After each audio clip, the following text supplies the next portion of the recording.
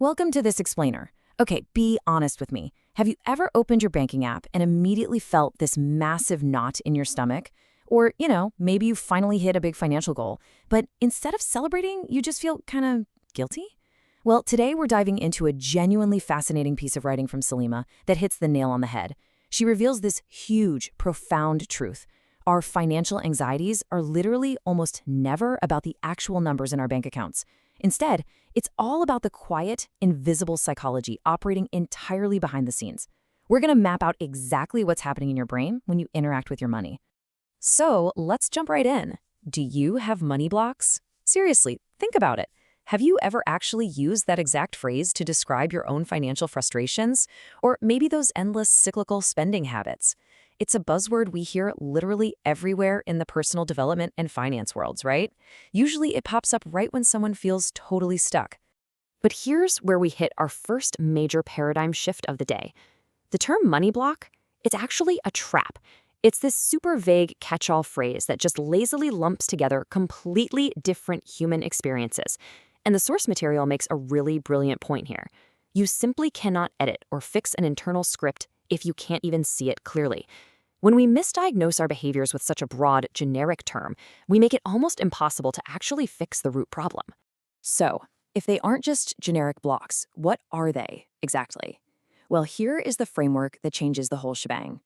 These vague frustrations are actually a small set of 6 distinct psychological archetypes.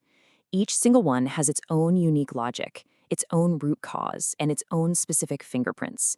And the beauty is, once you can actually name yours, you can finally start to move forward. So let's see how this all builds, starting with our very first archetype. All right, archetype number 1, the scarcity scanner. The scarcity scanner is driven by this one absolutely terrifying core belief. Money can disappear at any moment. This person lives in a constant, exhausting state of low-grade financial alert. Now, this usually shows up in one of two ways. They might obsessively check their accounts like 5 times a day, or they might swing the totally opposite way and completely avoid looking at them altogether. But here's the kicker. Both of those behaviors come from the exact same nervous system trying to manage the exact same fear.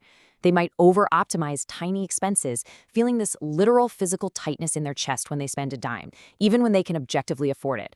Why? Because, as the text explains, this hypervigilance usually stems from past inconsistency. A season of life where resources really were unpredictable. Your brain learned to panic back then, and, well, it just never got the software update that things are actually safe now. Moving right along to archetype number 2, the security anchor. Now, the absolutely crucial thing to grasp here is how this specific archetype views responsibility. Her core underlying belief is, if I lose structure, I lose safety. This is the person who might stay in financial dependence way longer than necessary. And it's not, I repeat, it is not because she lacks the skills to manage on her own. It's because the very idea of full financial responsibility feels like standing on the edge of a cliff. To her, fixed costs, rent, long-term contracts, they aren't just numbers on a spreadsheet. They feel like terrifying exposure. It perfectly illustrates this wild psychological distortion. She equates safety with keeping her exposure as low as humanly possible rather than actually trusting her own inherent capacity to adapt to whatever life throws at her. Next up is archetype 3, the identity protector.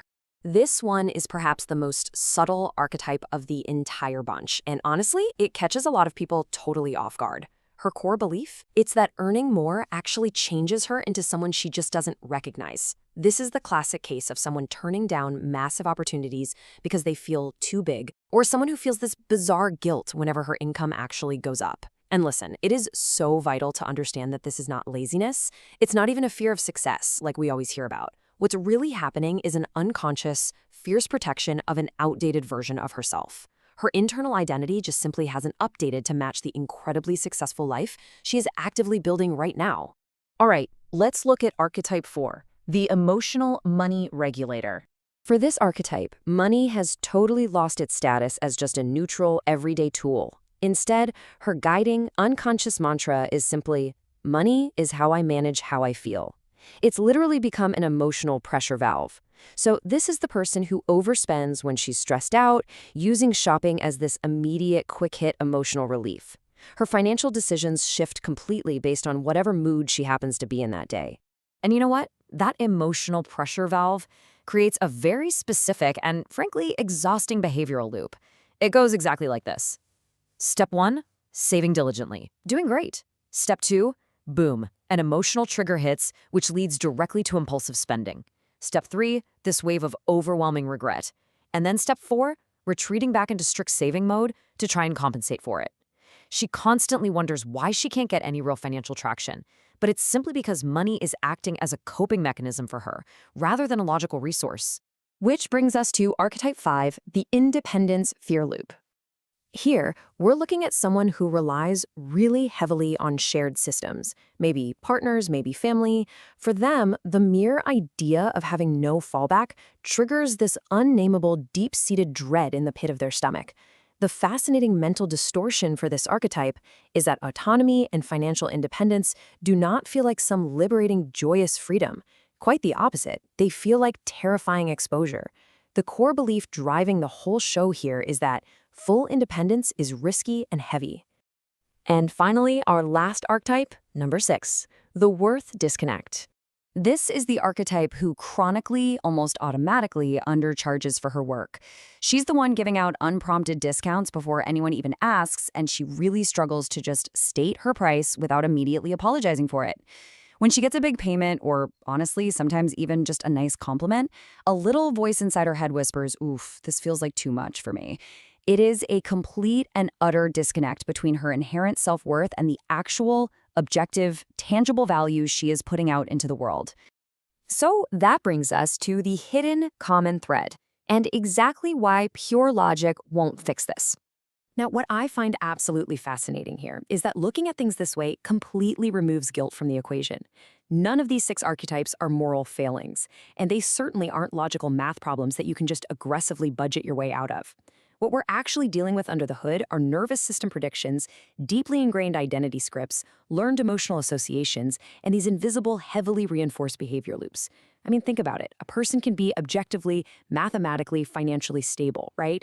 But because her internal system never got the safety update from her past experiences, she still feels completely 100% unsafe. Simply adding more income doesn't automatically solve the problem because her internal software is literally still running an old, outdated program. So, how do we fix this internal software? Let's talk about rewiring your inner system and the actual work that moves the needle. The source material makes this explicitly clear. Fixing this is not about downloading a shiny new spreadsheet or trying to, manifest harder. What actually shifts these patterns is much quieter and way more grounded. It happens in 3 basic steps. First up, awareness. You have to actively name the specific pattern. So, which archetype are you?